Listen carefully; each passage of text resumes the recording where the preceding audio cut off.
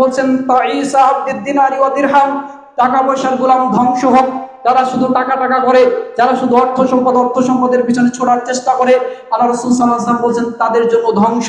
আল্লাহুম্মা লা আইশা ইল্লা আইশুল আখিরাহ।